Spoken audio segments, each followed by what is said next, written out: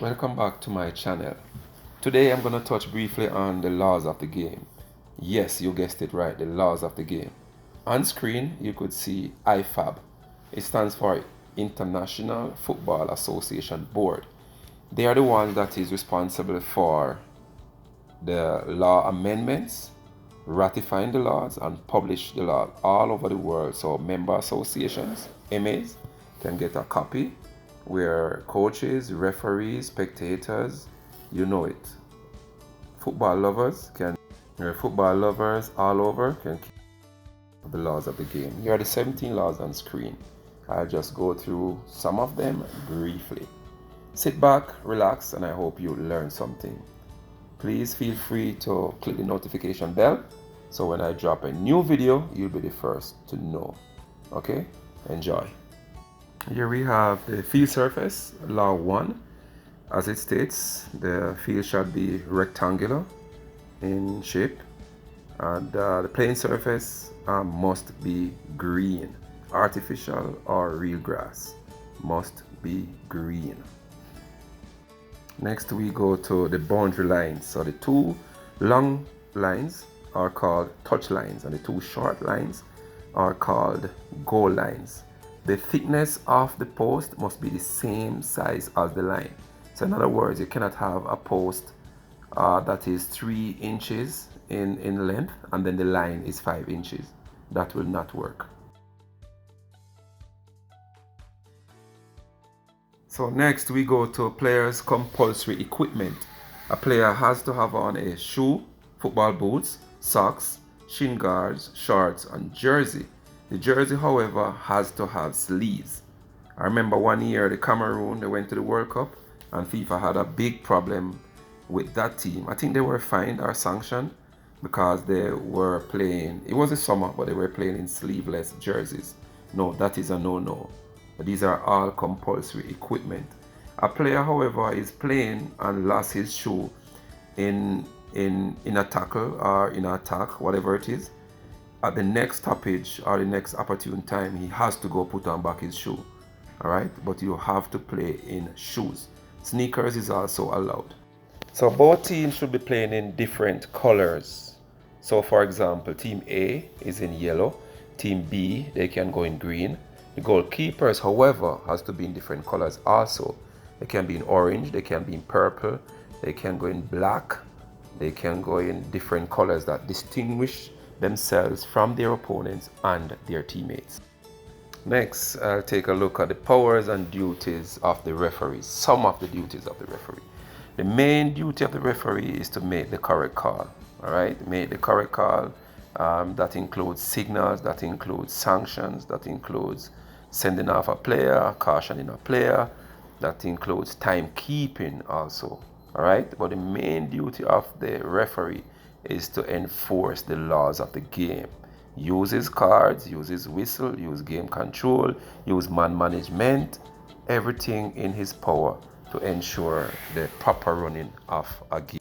So the VAR, video assistant referee, also acts as a backup to the referee. So in the case of there's a clear and obvious error, like a goal that has been scored, player uses his hands, or unfairly done, or the wrong player got a red card, stuff like that. So the VAR would intervene by calling the referee with the communication set to tell him or her to come take a look at this, or you give the wrong player a red card, or something that was clear and obvious. That is the reason for VAR. It's not every situation VAR gonna get involved in. For example, say there was a throw. The throw should have gone to team A, but team B took it. A play on, went into offside, then a goal is scored from it. Then they may take a look why that goal was scored, but not the improper taking of the throw.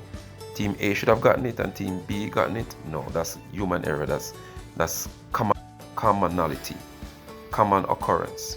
All right. The referee also has to have his or her compulsory equipment, which includes a whistle, cards, watches. The wedding band is not allowed. A referee should not wear his wedding band. Also, the assistant referees has his signals that he has to practice, he has to get right, he has to utilize on the day of the match. Substitutions, offsides, throwing left, throwing right. So football matches comprise of 2 equal half 45 minutes each, unless agreed between the 2 teams or the competition's director that the half should be shortened. Also, the interval from whistle to whistle should be no longer than 15 minutes, and this all depends on the competition rules. For time allowed, a penalty kick is allowed at the end of each half. So the match is 45 minutes, and then 47 minutes or 48 minutes, you can allow it for the taking of a penalty kick. So at the coin toss, the winner of the coin toss decide which goal to attack. So the winner decide if I'm going to attack this goal or I want the ball. Is one or the other. The loser can take what the first did not take. So for example, say team A won the coin toss and he decided to choose the ball, then team B has the choice of choosing which end to attack. Alright, so next is ball out of play. I already covered this in a previous video, but just for emphasis, the entire ball has to be over the boundary lines. The circumference of the ball cannot be over the boundary lines, as I've explained in an earlier video. Alright, so the base may not be touching the line, but the circumference of the ball is over the line. So that is ball in and out of play. Whether the touch line or the goal line, these are considered the boundary line. So here is a very touchy and sticky topic, drop ball. So the law clearly states that you drop the ball for the team that last had possession. However, if an attacker is dribbling, right, and the referee has to stop play for something that happened outside of the norm, it's not a foul, it's not an infringement, so you had to stop the game. Say for example, somebody had a head injury, right, and the attacker is going towards his opponent's goal, and you stop the game in the penalty box. You have to now drop the ball for that goalkeeper. Even that goalkeeper never had possession. So that goalkeeper clearly never had possession, but it's just how the law is written. That's the only instance where you drop the ball for the opponent. Every other situation, you drop the ball for the team that last had possession, and the opponent has to be 4.5 yards away from play. Law 10, determining the outcome of a match. This is self-explanatory. I already did in a previous video ball in and out of play, and this governs goals scored as well. Obviously, if it's over the goal line, the entire ball, and you can see daylight between the ball and the line, then it is a goal, legal goal. All right. Kicks from the penalty mark, what we love to term penalty shootout, is actually kicks from the penalty mark. A little bit different from a regular penalty, because a regular penalty, if it rebounds off the goalkeeper, then you can slot it home. With kicks from the penalty mark, once the keeper saves it and the referee deems that it is a save, then it is completed right there. Offside. Law 11, offside position. It is not a punishment to be in the offside position. However, there are one of 3 ways you can be called offside. 1, interfere with play, we call it IP. 2, interfere in opponent, we call it IO. Or gain an advantage, we call it GA. So I'm going to go a little bit in depth in a further video just to explain the 3. But if you're in an offside position, you're not offside. One of the 3 has to come in play before the assistant put up his flags and the referee blows the whistle.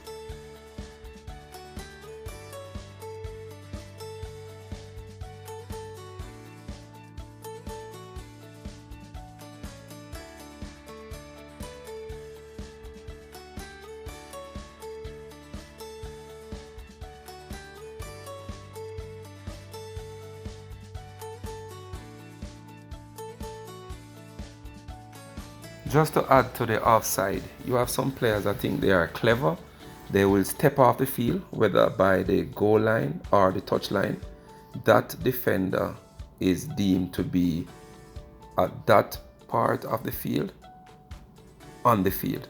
So in other words, if he step off the goal line and then an attacker is in front of him, like closer to the halfway line, he's not offside. So here are some illustrations of offside. All right, please bear in mind FIFA has made amendments to the offside rule which has not yet come into effect. All right, but it will very soon. That a player, that there must be daylight between the last defender and the attacker. So in other words, they're no longer using any part of the attacker's body that can score a goal legally. So there must be daylight, clear daylight between the attacker and the second to last opponent. All right, remember, second to last, we're using two defenders now. That's why we term it second to last opponent. So no longer you use heel or shoulder or armpit. No, clear daylight, distinguish daylight. Just like the ball in and out of play. You can see the ball clearly out or clearly in. A part of the ball is on the line. No, it's not out. So this is what FIFA had. They have approved it. It's just not in effect yet. And just to sum up, these are the three things you cannot be offside from: a goal kick, a throw-in, or a corner kick. You cannot be offside from any of these three. Yes, we now head to types of free kicks. There are two types of free kicks: indirect free kick and direct free kick. An indirect free kick is like offside. You will see the referee raises one of his hand to indicate that it's an indirect free kick. So a second person has to touch the ball before it can be scored legally in the opponent's goal. All right? A direct free kick, you cannot score directly on yourself from a free kick. In other words, I get a free kick and is passing the ball to my goalkeeper. He miscontrols it, he doesn't touch it, and it goes in the goal. It is now a corner kick. Why? Because the ball last touched the defending team and went over the goal line. So it becomes a corner kick. Also, for the setting of a wall, where there is 3 or more defenders, an attacker cannot go and join that setup. He has to be at least 1 yard away from the play. If there's a breakaway or 2 defenders, the attacker can join. But once there is 3 or more defenders forming a wall, the attacker cannot be in the wall. He has to be at least 1 yard away from the wall until the ball is in play. Here are some examples of what used to happen. So you're going to take a look, and as you see right here, this is not allowed. This was like 5-6 years ago, so this is not allowed. This second clip, this is not allowed also. This is 2016 or 2017, I think. Yes, so this is not allowed. On this third clip, now you can see a clear distinction between the wall, the person that is outside of the wall, and the attackers. So this is legal. There's nothing wrong with this right here. Now we'll be touching briefly on the penalty kick, taking off the penalty kick. Here on screen we have the sanctions, the procedures, and what if the goalkeeper infringes or the attacker infringes.